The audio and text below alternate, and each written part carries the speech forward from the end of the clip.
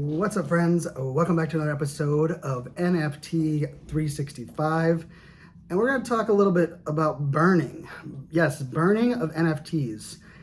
No, that has nothing to do with 420. No, it does not have anything to do with Burning Man. And it actually has a lot more utility and a lot more really impact, and even impact for those that don't burn their NFTs. So we'll kind of tap into that in this episode. Before we get into that, definitely a shout out to our sponsor, the Crypto Business Conference. We'll give you a little bit more information at the end of the show, but definitely check out that show if you are a marketer, entrepreneur, or creator.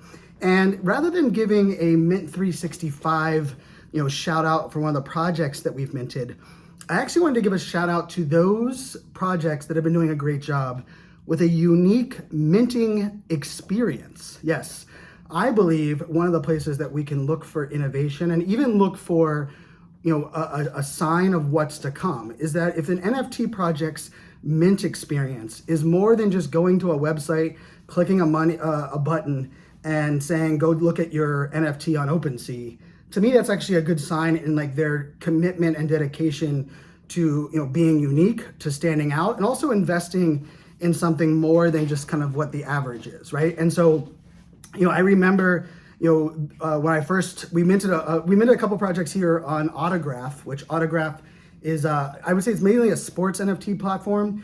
I believe Tom Brady is involved in the ownership of it, but we minted the Derek Jeter baseball helmet and the Tom Brady original drop on that collection. So that's part of our Mint 365 project.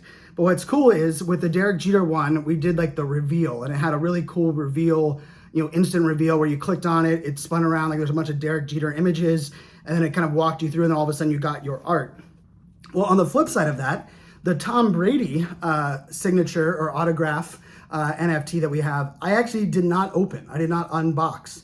So whoever buys our Mint 365 NFT collection upcoming on November 11th, 2022, they will actually get to do that themselves. They'll get to decide, do I keep it, keep from opening it, or do I open it and check out what's inside?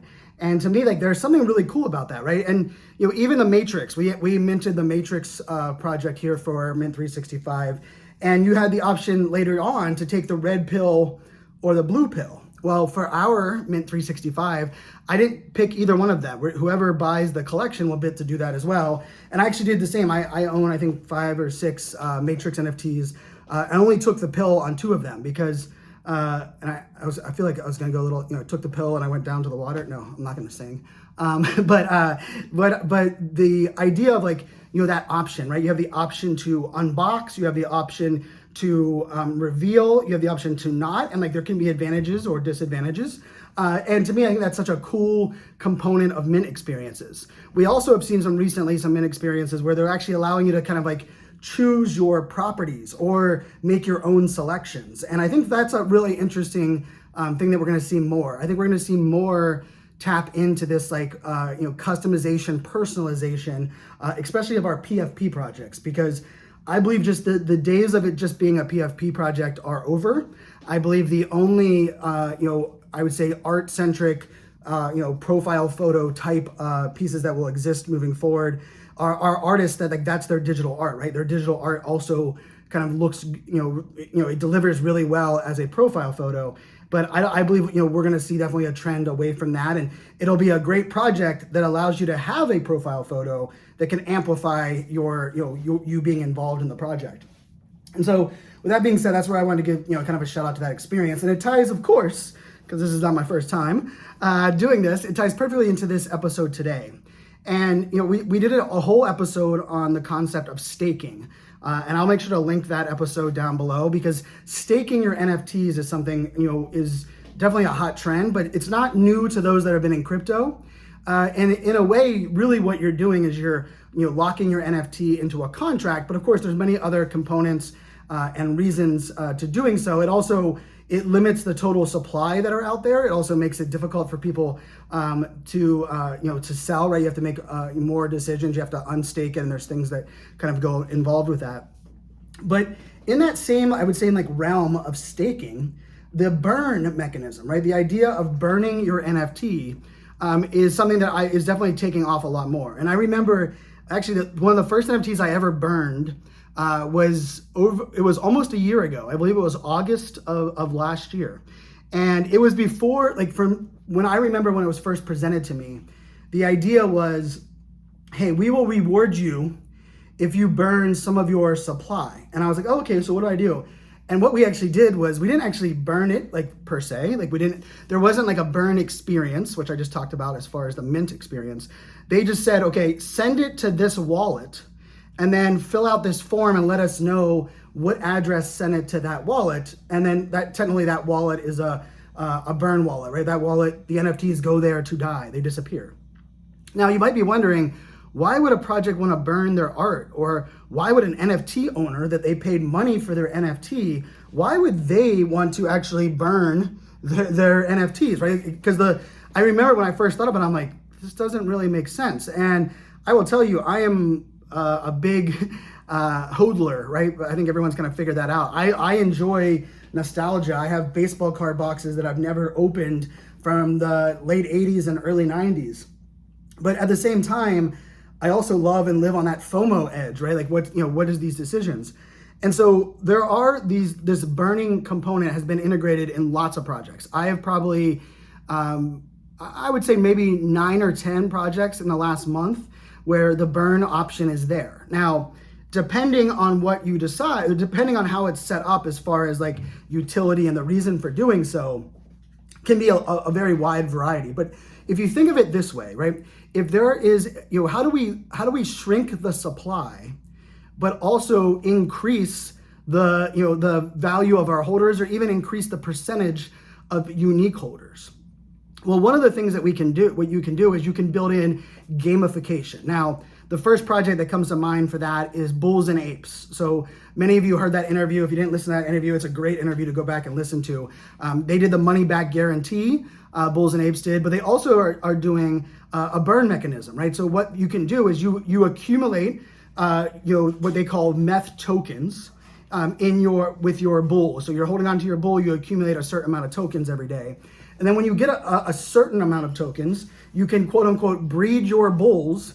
And then what they give you is they give you this incubator NFT. Now, if you want to turn your incubator NFT into a teen bull, you would actually burn the incubator, and now you have a teen bull. Well, they actually even take it a step further than that, and they say, if you get 4 teen bulls, one in each different compass direction, right? So you have a north teen bull, a west teen bull, a south teen bull, and an east teen bull, you have the ability to burn those 4, and in return, they will give you a God bull. Now, a God bull there was only, I believe, 10 or 12 of them, I think 10, in the original mint. But as a whole, the limitation is, I believe, like 500 and something God bulls that will be there total. And so the art is very extravagant, would be the right word. And I know I used a big word there, so I get brownie points for that. But the idea, so the God bull, they are rare. They're one of 500 and something, right? But there's also this methodology that the teen bulls that are burned will never come back into circulation. So for me, I don't have enough bulls at the moment to go into that God bull running, right? So, but for me, what can be interesting is actually burning teen bull, or buying, turning my tokens into that incubator and then burning the incubator to get a teen bull could actually be one of the most beneficial things for me, because although I'm not burning my teen bulls, once everyone burns their 4 teen bulls to get a God bull, what happens to the teen bull supply? Well, if you think about it, if we do the math real quick here, let's say 500 people burn their 4 teen bulls to get a God bull. Well, now there are 2,000 less teen bulls in circulation. And so for me, if I am a teen bull holder, and maybe I have a couple, maybe I have a couple rares, maybe I have one that I know is like the art that people like. Well, there are gonna be people that are burning, teen bulls that could be like the popular, properties on them. And so in a way, by shrinking the supply to get people the option to get the rare one of one, it also benefits me, even though I'm not playing into that component. And so that's one of the ways that the burn mechanism can work. Now, that one's a little bit more connected to tokenomics and gamification, and you can go as elaborate as that. Now you can go the flip of it, and actually today, the day of this recording, I'm actually doing the Nickelodeon burn, which kind of feels funny. But what's cool is I'm burning slime, which as a kid that grew up with Nickelodeon and Double Dare, without question, is one of my favorite game shows of all time. And if you're probably under the age of 35, you have no idea what I'm talking about. But Double Dare was just such a cool game, and you got slimed. When you got answers wrong, you had to go like the thing at the end. You had to like slide under and put your hand up in like this fake nose, and you had to find the flags. Oh my goodness, it was so the cool. I mean, my daughters watch American Ninja Warrior, and that's like next level. Like I feel like Double Dare was like the kindergarten version of American Ninja Warrior. Maybe not even the kindergarten version. It was the play school. But anyhow, I loved it. And I've mentioned, I did an episode here on the Nickelodeon collection. Well, the way that they did it is that if each of your Nickelodeon NFTs has a slime score, and if you get up to 10, if you can get a slime score of 10, today at noon you can burn all of the NFTs. So you might have 10 NFTs that have a slime score of 1. Therefore, you would be burning 10 NFTs. Or you might have one that is one NFT that is a slime score of 10, because there are some of them that have that high of a slime score, and you would burn 1 NFT.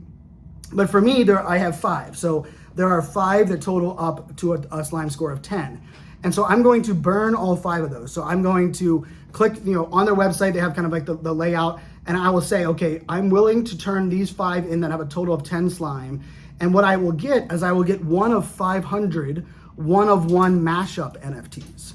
So for me, that idea of getting 1 of 500 is a very cool idea. I also only had 5 NFTs that I had to burn. Like in my head, the way that I was thinking of this is that if I had to burn more than 5, I probably wouldn't have done it, because I actually looked at it from like the math perspective, also just from the investment of what you're kind of buying into.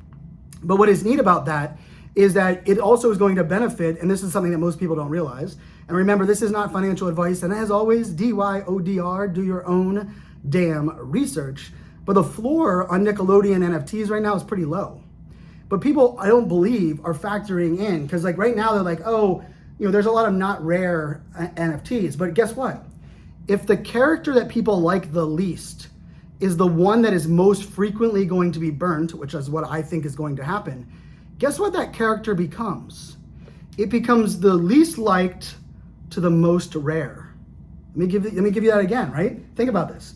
So if everyone is going and burning it because they're like, oh, you know what, this one, people don't like this, the Phoebe or whatever it may be, the Rugrats. Well, if that's the most frequent character burned, there'll be less of them than all of the other characters. Therefore, it'll be more rare. So if you're thinking about, how do I play this game without maybe not having to put a lot of money in play, or the burn mechanism isn't something you want to actually walk into, you have to start thinking kind of like that next level, that level of components. Now, there's been other projects as well. Psychedelics Anonymous, I had to burn 2 components, and I had to burn 2 components and a Metaverse IRL NFT to get my psilocybin, which was kind of like their entry point into kind of I would say the next phase of their NFT process. There's some other projects that have incentivized burning by giving you a percentage of the mint. Shout out to the Heathens. Heathens are a great project that we minted in our collection. They're also very active in our community. They just recently reached out and said, hey, if you have these 2 NFTs and you decide to burn them, we will write your wallet into our contract, and you will get, I think it's like 0.01% of all of the secondary sales. And they have like a cap on it. They're only going to do it up to, I think, $500 or 500 people. There's some components there. But like, why would they be doing that, right? Well, for them, there's a play into shrinking the total supply. It's also giving people that maybe own a lot that were the ride or die early ones with them the opportunity to get a piece of the revenue and help everybody out. Now, not everyone was going to want to get in there. But if we think about this as like the bigger picture of this whole, process, when I think about, the burn concept, right, and the idea of burning NFTs, for me, what this really comes down to is that, like, how can we increase the exclusivity while also making it inclusive, right? So this is an NFT problem, right? And I did a Twitter space last night. Shout out to Social Media Examiner, Mike Stelzner, and Heather Parody. We did a Twitter space. They do a really great Twitter space on Thursday nights over there on, of course, where else would Twitter spaces be? On Twitter, 8 p.m. on Thursday nights. And the topic last night they brought me on as a guest was NFTs versus creator coins, right? And creator coins, the more supply there is, the higher the value goes up. In NFTs, the less of the supply, the higher the value goes up, right? It's very much like, Bitcoin has a finite amount. There'll be, at one point, there will no longer be able to mine any more Bitcoin. But with Ethereum, that is not the case, right? And that'll actually change. And I believe with the Ethereum merge, which I'm gonna do a whole podcast episode on very soon, in the next month, we will actually, there'll be actually the ability to have more Ethereum into the system than the last 3 years combined. And so that thought process is important when we're thinking about like building out our communities or what are the value of our NFTs. The other thing that I'm going to talk about on an upcoming episode are soul-bound tokens. Soul-bound tokens are NFTs that cannot be traded, they cannot be shared, but they are ones that will be, I would look at them as kind of like a data lock-in, if you think about it that way. And the burn mechanism will come in handy for that as well, right? Because let's say you get a marriage license as a soul-bound token, which you get to turn into that episode when I talk about it. Well, guess what happens if you get divorced? Well, that soul-bound token of your marriage license will now need to be burned because it is no longer valid, and it is now something that permanent record on the blockchain needs to no longer be in those people's wallets. Now, the caveat to this, just for everyone to kind of recognize, is there is really no way to remove something off of the blockchain. And I know you might be thinking, wait, Brian, you just spent the last 15 minutes of this episode talking about burning our NFTs, and you're gonna burn 5 NFTs to get one, a rare one-of-one NFT. I am. But the burning idea, the idea of burning, is that we're not actually burning them. We are just sending them to a wallet that will never be used, will never be shared, never be traded. And in many cases, it's a wallet that you throw out the seed phrase. So in a way, those NFTs will sit in a wallet on the blockchain that will just never be accessed. And that component, right?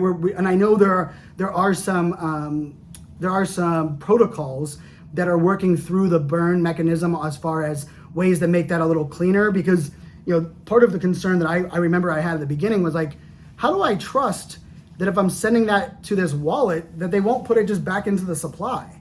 And if that's the case, that doesn't do me any favors, right? That actually does me a disservice as the total supply available. But there are some protocols that are going to be able to allow you to have like a wallet attached to a contract for a certain amount of days, and then that wallet will kind of be scrambled, and then no one will have access to what is in that wallet. Therefore, it truly will be a burnt wallet, because you would have to have like a master siphoner, and I don't even think if that's the case. I don't think, last time I had done a little bit of research on those that were trying to break the code as far as seed phrase codes. I believe that wasn't able to happen with those that are using a 24-word seed phrase. I could be wrong there, so I'm sure somebody will check me on that. But if we think about this as like the whole, and I'll kind of wrap on this idea, is that when everything, the part of the beauty of NFTs is that everything that we're doing doesn't have to be the only way that we're doing it. You can add on utility to your NFT project as you go. It's one of my favorite things about NFTs, right? You might start with like, hey, people are signing up for this because they want to come to an in real life event. But you could add on that you also get access to webinars.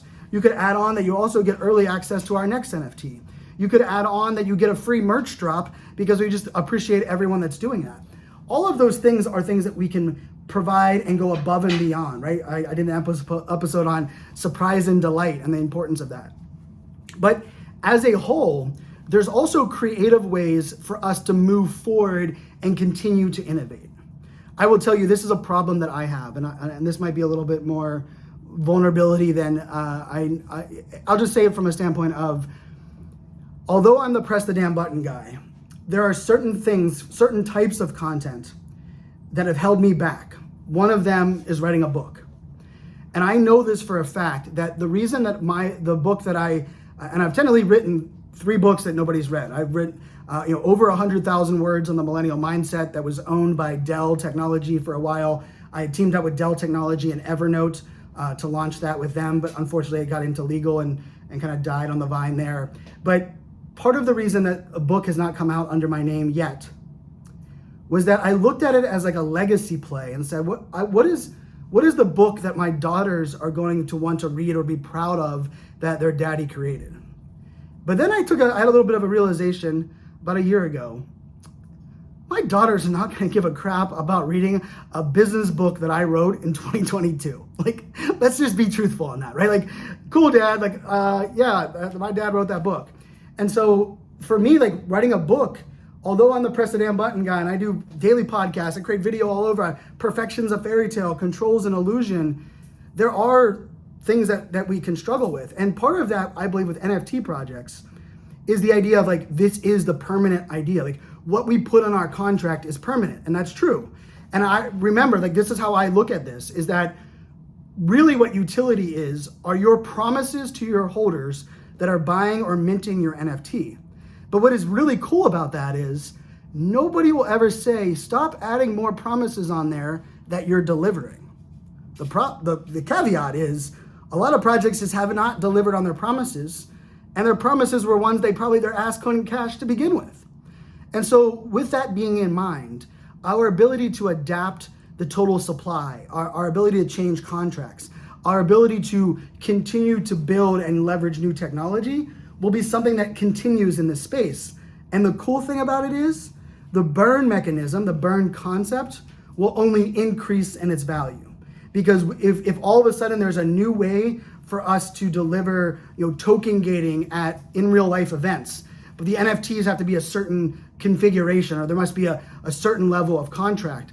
Well, we can use that idea of burning to move people into a new contract, or to upgrade the contract, or to even allow people to make these choices yourselves. And I will tell you, one of my favorite components of the NFT future that we're going to see a lot of is that choose your own adventure component, where everyone gets to decide differently. And I love that, right? You could take a red pill or a blue pill with the Matrix, but there's a third option.